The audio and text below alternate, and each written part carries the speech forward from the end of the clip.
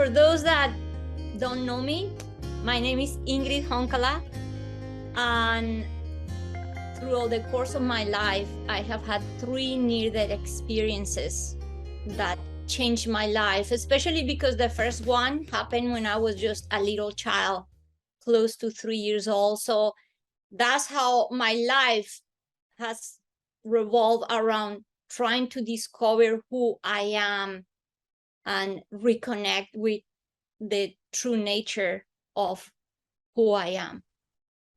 Each one of these, the near-death experiences I have had, are so different.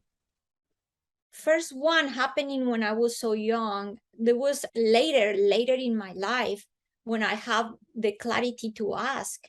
One of the questions I ask, of course, is like, why my near-death happened, the first one, when I was so young?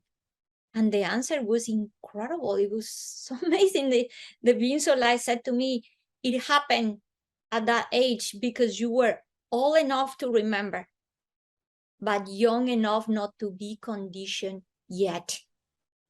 It was very important that I had that purity of the heart, that I was not yet conditioned. I didn't have any precognition of any of that. And it was during the 70s. Nobody even knew about near-death experiences. And I didn't even know that you die. No, nothing. I was this little baby just wanting to know the world and to play.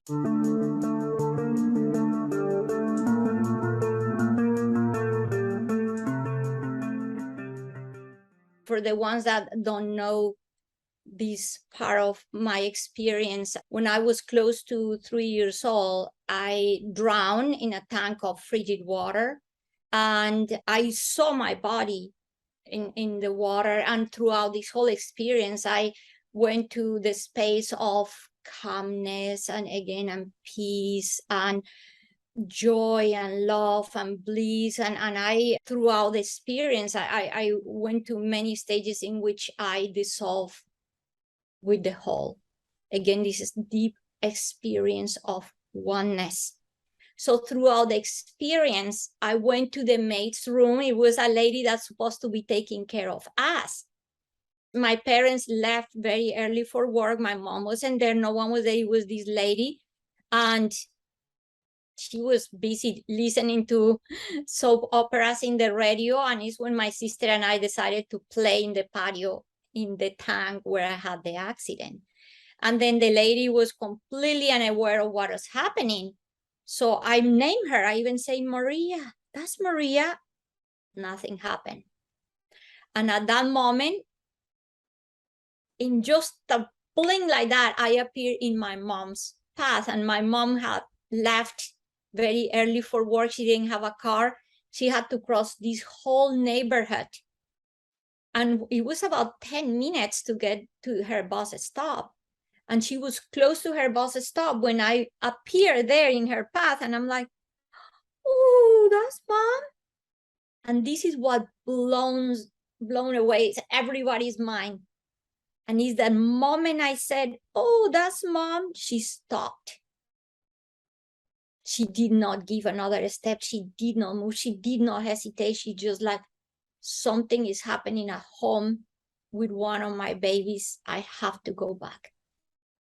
And she started to run back home. Sees that moment when this incredible communication happened. And that is the connection of love. Unconditional love don't have barriers. It doesn't have time, space, physical realm, spiritual realm. Nothing is here always when we are aligned with it. So imagine my mom with that unconditional love of a mother. She turned around and started to run back home. And I'm just looking at her like, wow, why is she running? And then I say 2 things about my mom. She had an incredible intuition. But the other thing that is what not all of us do is that she listened to her intuition. So this is so impressive, because when she arrived home, she knew exactly where to go. And she, instead of going and looking in places, what is happening around the house, she went directly to the back of the house. And it's when my sister, she was, like I said, I was 2, she was 3. She looked at my mom and she said to her, Ingrid is in the tank and I cannot get her. My mom jumped in the tank, and like the amazing, this is all the reasons I know I had to come back, because my mom was trained, she worked with children and she was trained CPR for children. And it's been with all this is when it's just that clear realization, yeah, you have to come back and you have to be here. And many people ask me if I felt anything when she was reviving me, and it's when I explain, no, I didn't feel anything, because at this point of my experience, I had entered into a state, what I call a state of nothingness, state of pure bliss, pure presence, pure consciousness. I was not connected with this reality at all. I already have passed the place where I'm like, oop, I'm a being of light. That's how I realize myself. I am completely part of the whole. And when my mom did what she knew to do and shook me and did all the CPR, everything, I felt that I had jumped from the tallest building in the world. And there was nothing I could do to stop this. It was that sense of like, no. And I knew I was back when all the feelings of pain, discomfort, all that were happening. And now I'm here. But the incredible thing to just tell you with so much clarity about when they told me, you come here to bring the message of the power of connection. So imagine this, the person that was only few feet from where I was drowning didn't know anything. My mom, who was 10 minutes away from the house, is the one that came, knew where I was, and got me out of the tank. So it's when the being so light said to me, look what happened when there is not connection. And this lady also used to be very abusive and used to treat her, there was no love there. She didn't care about us. She, yeah, was an abusive person. And it's when they say, look, when there is not connection, when there is not love, they will let you drown.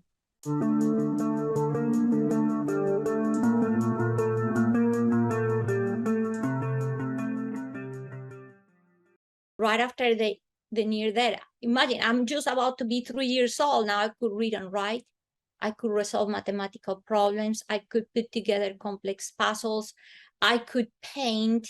So, I mean, it was clear that there was a before and after. But at the age of 6, I started to see spirits too. And the first spirit I saw caused me a lot of fear. And it's when I ran to my mom and I said, no, mom, this thing that you call spirits and the beings of light are not the same. And it's when my mom said, oh, explain to me. She just thought we were seeing the same thing. And when I explained very clear, and it's when she said, oh, she started to cry and say, I think that you see angels. And because all we knew was the Catholic teachings, I look at my mom and say, I don't think so, because they don't have wings. And then but my mom was like, it has to be angels and your guardian angel. And she told me this beautiful prayer and everything. And because I've been already communicating with the beings of light, I went to them and I asked them, I said, okay, what is with these? I call them dark spirits, not because it was bad, but because they caused me fear. What is with these dark spirits? And they said, I was expecting to hear, oh, that's different. The answer was amazing. They said to me, this thing that you call a spirit, you, us, in essence, we're all the same. The difference is the level of awareness that you have about who you truly are. And then I said, my mom called you angels. Is that what you are? And the answer was incredible, because they said, you can call us whatever you want. is that clarity, that understanding the universe manifests to you in the way you need it for your own experience, understanding, clarity. Later, when I learned about ascended masters, I asked again, are you ascended masters? And they said to me, you already know the answer. In essence, we're all the same. We present to you as you grow and as your level of understanding goes higher in the way that you need it. But I said then, but what is the difference? Why is this? They said, the difference is with all these different, we as human beings always need to put things at different hierarchy and levels, and that really doesn't exist in the realm of the life. And they said to me, the difference between all these beings is the level of experience and evolution. But evolution meaning, again, how much you truly know who you are, how connected you are with the source, with universal conscious cosmic light, with God.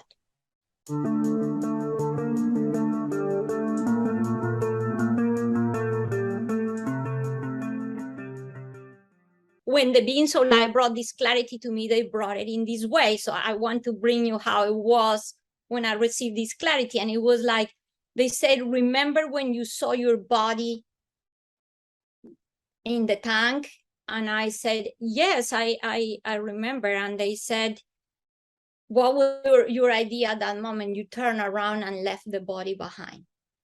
And the reason I left the body behind was because I was born as a very sick child. And for almost the first 3 years of my life, I was always unwell. But it was, imagine at that moment, I am in the state of complete well-being. So when I look at the body, I turned around and left the body behind. And it's when the beings of light said to me, that was your ego mind. Again, the mind that thinks, I'm feeling well, I'm feeling incredible, I'm not going back to that sick body. But there was a purpose for me. The idea is that I was going to come back and I had work to do in this human realm and in my earthly experience. And reason why they said you went to look for help. So like, oh no, what? Because I didn't want to come back. How is it possible I went to look for help? Because again, one thing is what the ego man wants, and one thing is what our presence, the real purpose of us being here is bringing to the table. So at that moment is that inner knew I had to look for help. For me, I have experienced so many things with the beings of light. I have seen them manifested as animals, as people, as light, as what we call angels, as we call ascended masters. I have this beautiful experience with a being of light in which I was asking, how can I know and unravel the mysteries of the universe? I asked for nothing. And it's when I appear, when I have these visions, they're like, I am there. And I appear in this library, this universal library.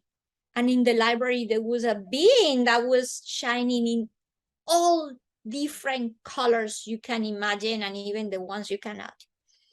And this being had eyes everywhere. And you might think, oh God, that was kind of scary looking. No, it was majestic. Because this being, the representation of this being is, I can see it all. And then remember, the question is like, how can I know and unravel the mysteries of the universe? And at that moment, the being said to me, you are already the universe. See that part where they are bringing you back within. And it said to me, so to know and unravel the mysteries of the universe, know thyself. And for 3 days in a row, it repeat to me, know thyself, know thyself. And it's when after the 3 days, it's like your inner work starts now. And it's when I started to work at the level of unraveling and peeling all the layers, detaching from all the attachments I have with emotions, with thoughts, with memories, with experiences, and detaching and going back to the pure, the root of who I am, which is unconditional love, joy, peace, calmness. But when we are not resolved yet, all that turns into noise. So we're like, why I cannot experience this joy, the calmness, the peace? Because first we have to clean the closet, I said, detach, go back to the place of know thyself, become an observer of yourself.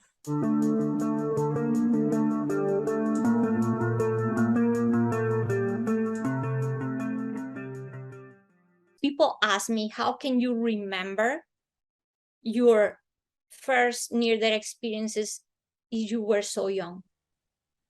And I said, I always say to people, it's because for me, the doors never close.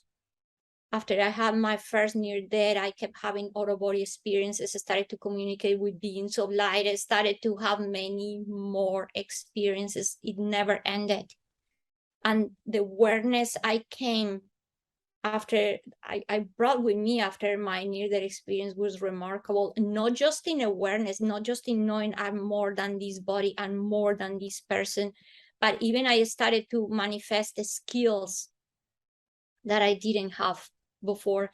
And so I always say to people, is for me, the doors never close. And lately, the beings of light said to me many years later, they're like, after every talk I give, I was just saying the doors never close, until they're like, okay, Ingrid, let's make something clear. Of course, the door never closed because there is no door. The kingdom of heaven, what we call God, what we call home, what we call consciousness, is here for everybody, always, always, always. The ones that put doors due to experiences, conditioning, beliefs, culture, whatever, is us, until we get wrapped in layers and layers and layers and layers of separation and division. That's why when we said, I want to become enlightened, is when we have to go back to the place. No, you have to rediscover that you're already enlightened.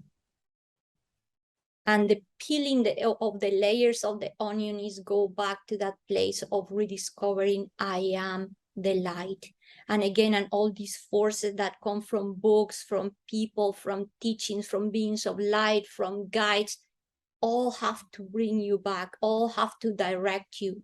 Go within, know thyself, peel the layers, and remember you are the light.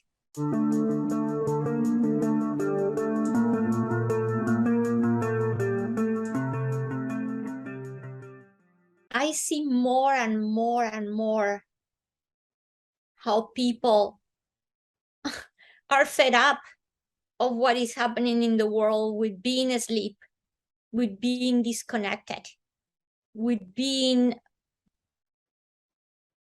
ignorant of who they truly are, and seeing so many wars and seeing so much separation that is, and suffering. We reach the point of that suffering and pain are being, I guess, is propelling us to stop and ask, what is this for?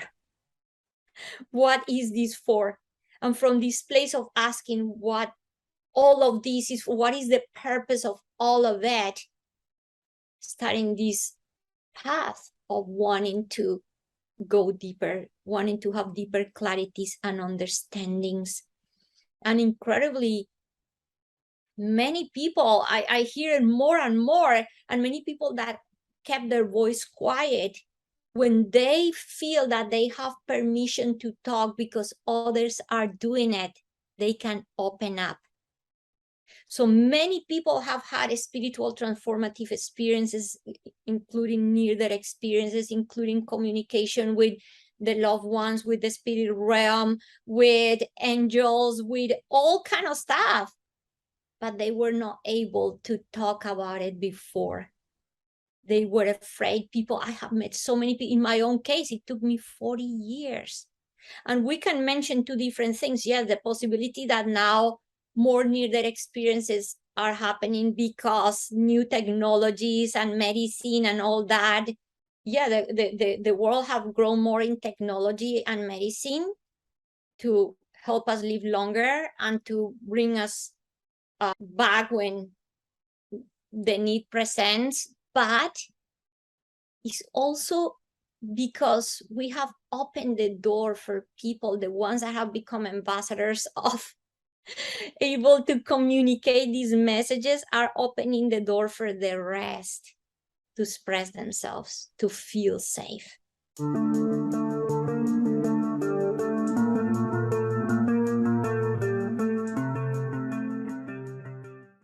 All this is coming up to the light, and then we're connecting to that in that deeper level, and in that deeper connection in which now I can express, see the experiences of my soul. Now we're not just at the level of the money, at the level of the job, at the level of the things we do every day in life, but we're connecting deeper and deeper and deeper. And even like organizations like Spiritual Awakenings International allow this type of communication to happen. We have what is called sharing circles, where people can come and finally share their experiences. And again, some people take 15, 20, 40, 50 years. So I have to say that is, in one way, yeah, technology and medicine and all that are helping us to survive from things that happen to us. But what I think is really happening is that this opening is allowing everybody to come out of the spiritual closet, to come to the light, to be able to express and reunite, connect through that place of true connection and love and safety. So this is incredible, the opportunity we're giving to each other. This is the other thing. I said one person alone is like a candle. And a candle, but a candle in, say the candle got lit up, you awaken, you know your truth. And now you're just starting to share that little light with others. And guess what? One candle or few candles alone in the wind, they flicker and they can even be put off. But when all the candles start getting together, you create a big flame. And a big flame is not that easy to be put off.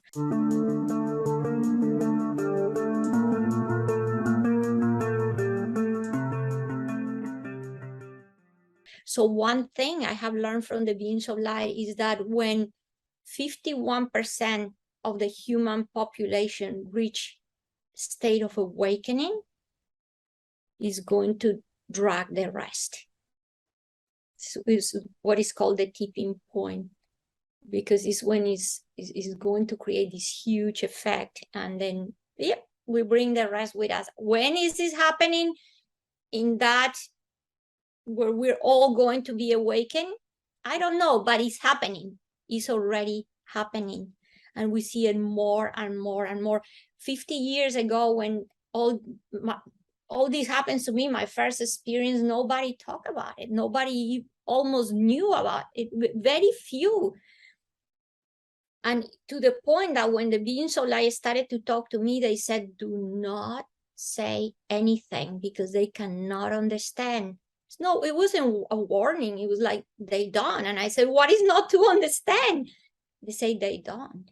And then, yes, I was so little, but pretty quick I realized, oh yeah, they don't know anything of this. And it's when they said to me, later, when you grow up, later in life, you will share all these experiences. They said, imagine, they already knew all these. I started to have visions of the future since I was 4. This was all being given to me. So it's like, they already knew what was going to happen. And they said to me, all the experiences you're having and all the experiences you're going to have are not for you to keep, are for you to give, but the moment will come. And when the moment came, it would, like I said, it happened about this, my NDE, the first one happened when I was 2. So like 37 years later, when I was 39, is when I met a person, even in the job I was doing science, and but when the moment coming, like I laugh and I say a joke. I said I was activated because it's when that message, that clarity came, and I met a friend, and I was invited to meet the Dalai Lama, and I went to Dharamsala, India. I received his teachings for about a week, and then is when I realized, wow, at which moment I like cut the connection I had, because there was a moment which I got busy. I became a scientist. I became super grounded, all the stuff. And there was a moment I said, when did I stop looking and cut the connection I had with myself and the beings of light? See, and at this moment is when that I became reconnected, and is when, wow, all these clarities came. And I met a friend, and the beings of light told me, now you can tell her everything.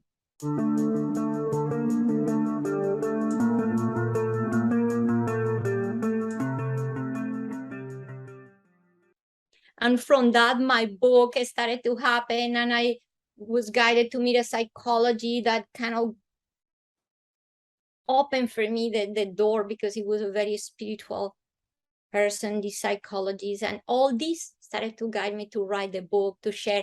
And even when I was writing the book, it was that sense of, this is egotistic, I'm writing about me. It was because it's an autobiography. And it's when the being so light said to me, this is nothing to do with you and everything you can do for others. It's when I finally surrendered and just let go and wrote the book. I want to bring something else to clarity, and is that because I don't want people to get lost in the idea that they have to have a near-death experience, or they have to communicate with beings of light to wake up. No.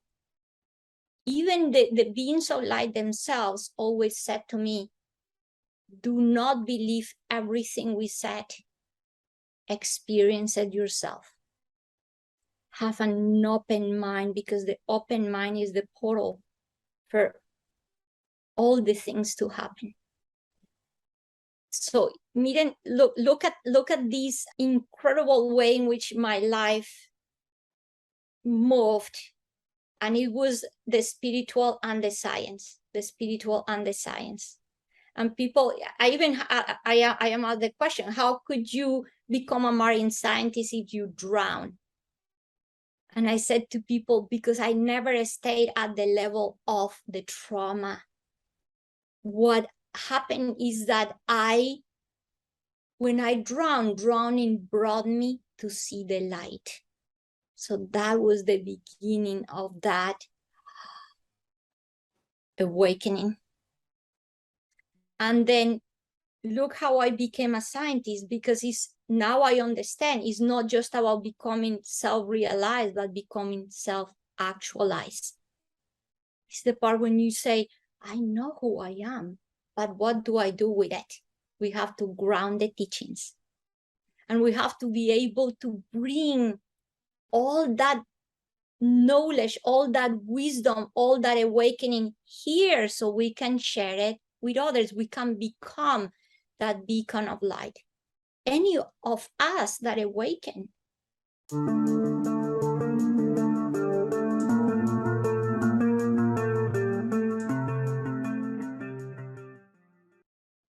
When I asked the beings like, what is purpose and what is mission? They say, purpose is to rediscover who you truly are. Be the light. That's your true purpose. And your mission is to shine that light wherever you are. Even if you're a teacher, even if you're a doctor, even if you're a mom, even if you're a driver, shine that light. See, and that's when we really at purpose and in mission here in our human experience. I know there's a lot of suffering in the world. There's a lot of challenge. We go through many hardships.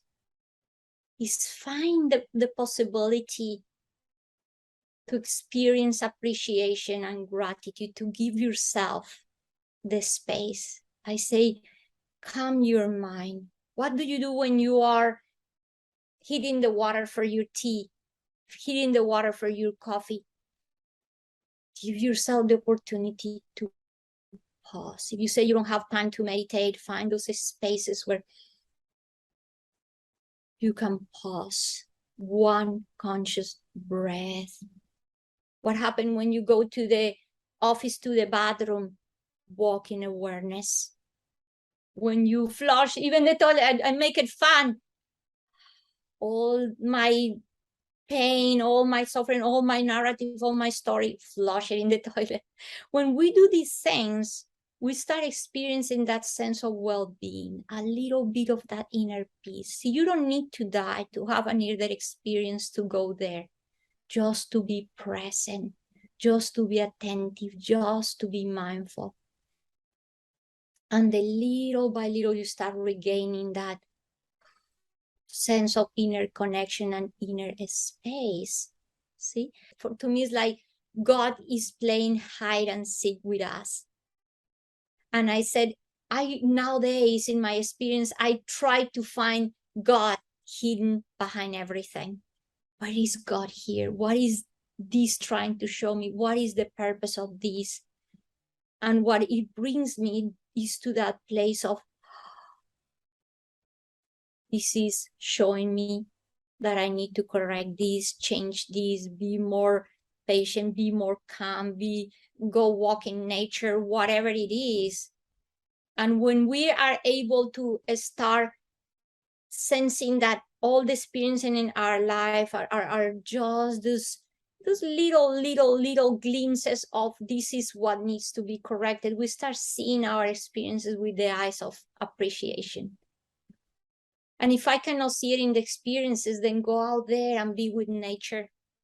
Look at the flowers, touch the animals, listen to the birds, go with your pets and start vibrating from that place of appreciation and gratitude.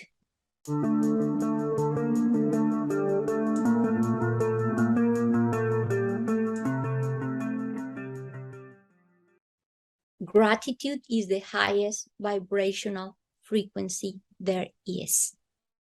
And I want to leave you with this amazing teaching I received from the beings of light. They said to me, Ingrid, you don't imagine how grateful everybody would be if they realize that for you to exist, trillions and trillions and trillions of subatomic particles have to be in agreement.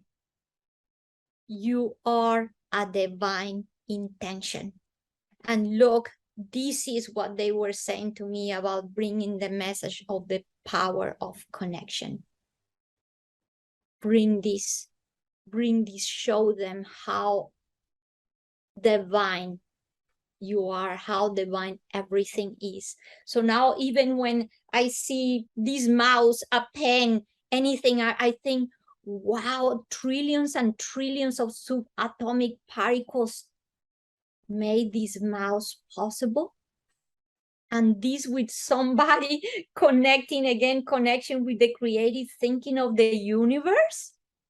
Wow, the appreciation I feel for everything. When I drink water, this water is for me to drink it.